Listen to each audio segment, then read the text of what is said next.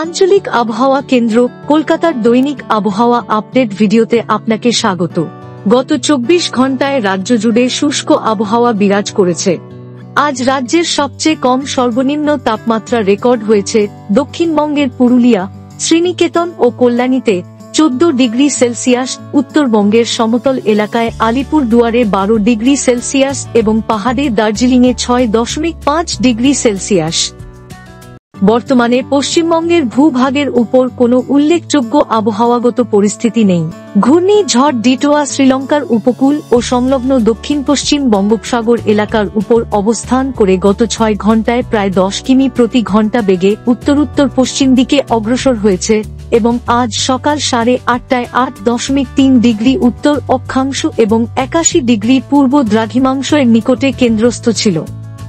এটি খুব সম্ভবত উত্তর পশ্চিম দিকে অগ্রসর হয়ে 30 নভেম্বর ভোরের দিকে দক্ষিণ পশ্চিম বঙ্গোপসাগরের উপর উত্তর তামিলনাড়ু, পুদুচেরি ও সংলগ্ন দক্ষিণ অন্ধ্রপ্রদেশ উপকূলের নিকটে পৌঁছাবে। আগামী এক সপ্তাহে রাজ্যের কোথাও আবহাওয়ার সতর্কতা নেই। প্রধানত শুষ্ক আবহাওয়া থাকবে।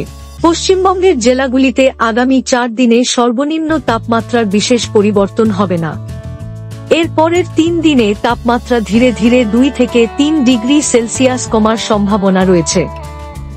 আবহাওয়া সম্পর্কিত আরও আপডেটের জন্য আমাদের অফিসিয়াল ওয়েবসাইটটি অনুসরণ করুন।